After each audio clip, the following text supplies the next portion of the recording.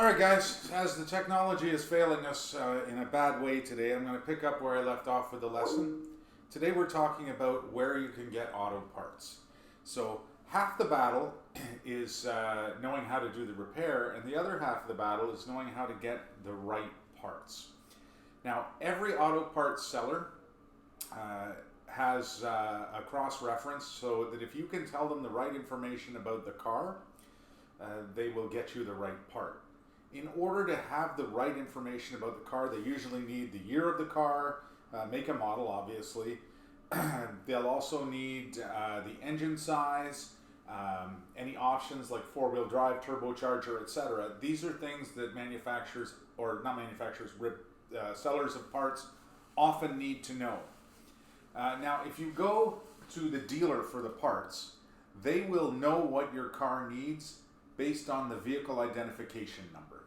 So you go to the dealer, the first thing they're going to ask you is what's the VIN number. If you don't have the car with you, it's on the car's ownership and the car's insurance paper. Make sure you have that number before you go or call the dealer looking for parts. The dealer parts that they send you are original equipment of the manufacturer. This is what I was writing down when the internet let us down again. They are OEM parts, original equipment of the manufacturer.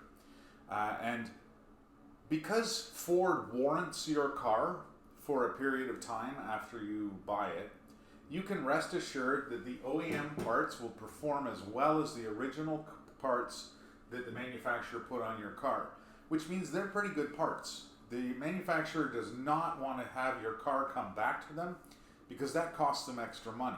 So anytime that they see a warranty claim, meaning a part wore out before it was supposed to, something needs to be replaced, it's money out of their pocket. So you can rest assured that the parts that the manufacturer puts on the car are pretty good. They are engineered to a certain specification. In the example that I'm going to give today, brake rotors and friction materials, the original equipment ones they're pretty good. And you can buy them aftermarket from another parts seller, but the ones you get from OEM are known to be good. The OEM ones are likely not manufactured by Ford or by Nissan or by whoever. They don't have a factory where they make their own brake parts. They buy them from a factory that makes brake parts to their specifications. So you can, even though the parts are likely not manufactured by the same manufacturer as the car, pardon me, they'll be the ones that the manufacturer puts on the car. They'll be good. Now, there is a nickname for dealership. It's stealership. And that's not because they're crooks or because they're bad. It's because the parts that you buy from the dealer are likely some of the most expensive ones you can find. Simply because they all meet the OEM specifications, and they're going to charge you for that. Now, you can get the dealer to install the parts for you, but their shop rate is actually quite high. You'll save a lot of money doing repairs yourself, even if you buy OEM parts, but if you put them on the car yourself, you'll save a lot of money over the cost of having the dealership labor do it for you. The second option is the aftermarket. And there's lots of aftermarket sources of car parts. You'll see car parts stores, auto parts all over the city. One of the best known ones in Canada is Canadian Tire. They say there's a lot more than tires. The auto parts counter at Canadian Tire is part of a large national network of warehouses. They also service the store called Parts Source. So Canadian Tire and Parts Source stores are the same. They carry the same storage, they carry the same parts, they access the same network of warehouses, and they are, I think, Canada's largest aftermarket retailer of automotive parts. And there's lots of smaller ones too. Now, when you go to an aftermarket retailer and you buy parts, for most consumable parts like brake linings, like rotors, like pads and stuff, they're going to have several different grades. Grade 1 is going to be economy. Economy parts are the cheapest parts that you can buy that will do the job for your car. They're manufactured to the same size specifications, they will fit, and they will function. However, the quality of materials, the factory in which they were made, they don't meet the original equipment of the manufacturer or the OEM specifications in most cases. So most people who choose economy parts are looking to save money, or they're looking to get themselves through. Maybe the car is old and they think it's not going to last as long as the part they're putting on. So they'll put on the economy one to save money and wait for the time when they can afford a better part. The number 2 grade of aftermarket parts is the daily driver ones. Now these cost a little bit more. Most of these, and they'll be advertised as such, they meet the standards of the original equipment manufacturer. So if you're buying parts for your daily driver, the mid-range parts at Canadian Tire, Part Source, ANA Auto, Barton Auto Parts, any one of those, they will usually meet the OEM specifications, which means that they have access to the OEM specifications, the manufacturers. This might even be the same manufacturer as the OEM part, but you'll never know. But you can buy them there. The cost of these parts, still a little bit less than buying them from the dealer. And the number 3 category of parts are premium parts. Premium parts are OEM plus. So they'll be made of a better grade of steel than the original equipment of the manufacturer parts. The brake linings will be more durable. They'll be designed to perform better than OEM. And for these, you'll pay a premium. You'll pay most at the aftermarket, and you will pay as much or probably more than the OEM parts at the dealer. Now, aftermarket parts places are very competitive because there's a lot of them. They tend to be smaller businesses, and they make their money on volume. So the more of something they sell, the more money they're going to make, obviously.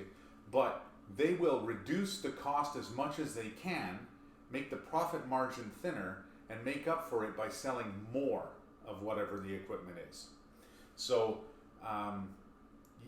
often, if you're price conscious, shopping around, you can get a cheaper price by spending some time on the phone and doing that. There's also 2 prices at the aftermarket. There is the list price, and then there is the retail price. The list price is the manufacturer's suggested retail price of the item, and the retail price is what they'll actually sell it for. And that depends on 2 things. First off, what the item is, how competitive it is in your area, and secondly, who you are. If you're Joe Blow walking in off the street, they'll give you a retail price that's maybe a little less than list, but you're only buying 1 set of brake rotors. They want to deal with a garage that buys a lot of sets of brake rotors over time. And if you are a mechanic or a business, you're what's called a jobber, somebody who does repair jobs for a living, the retail price will be actually considerably less than the list price. And this is the actual price you'll pay.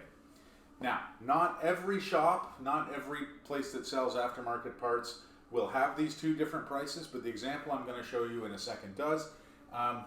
They inflate the difference just to make you feel like you're paying a lot less. But I'll show it to you. I'll show you what brake rotors cost for the car that we're doing in class, that I'm doing and you're watching a video of just now, and then that'll conclude our lesson for today. And we've been cut short because of the internet. From ANA Auto Parts.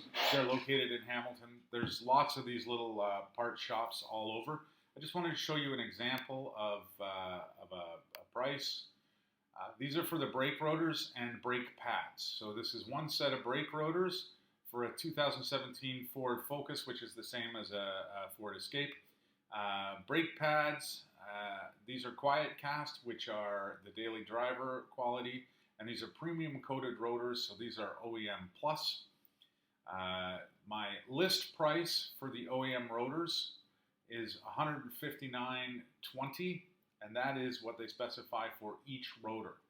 The net price that they gave me is $42.98. So that's considerable savings. Now, like I said, they inflate this a little bit to try and make you feel better about the price. I think part of the reason that this is considerably smaller is because they're on sale. So my final price on these items, each one, is $85.96. And that's pretty good. That's for a pair of brake rotors. See, the quantity is 2, so quantity ordered, quantity delivered. Final price $85.96. The brake pads themselves, I ordered a set. These do both wheels, so I don't have to order 2 sets. They're $61.78. You'll notice there's no list price on these parts. These just have one price. They won't discount it for you. You're paying $61.78. So the price of replacing the brakes on this car in total from A&A Discount Auto Parts, $166.95. And then there's, it says pay this amount. It shows you rounded cash payment. That's just because we don't have pennies anymore. And then there's some, warranty stuff here. No return on electrical parts. Obviously, the parts store does not want to take back something you broke. If it's an electrical part, you broke it, or you plugged it in and it fried itself because the problem is something else in the electrical system, they're not taking it back. No refund after 30 days. Non-required parts must be in good condition. So if I didn't buy all the components of the brake system, it says the other parts in the brake system have to be good. Here's their website, and it tells me the Stoney Creek location is now closed. And I think that's a COVID thing. They had a nice operation, really nice, close to my house in Stoney Creek, but they closed it. So I guess that's too bad. So anyway, this is what the invoice for a set of brake rotors looks like. Anytime you buy parts, just a reminder, you need the VIN number or all the information about the car. As you know from our previous lesson, you can get that information from the VIN number.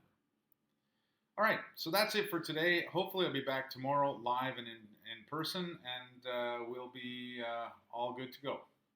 Okay, have a nice day.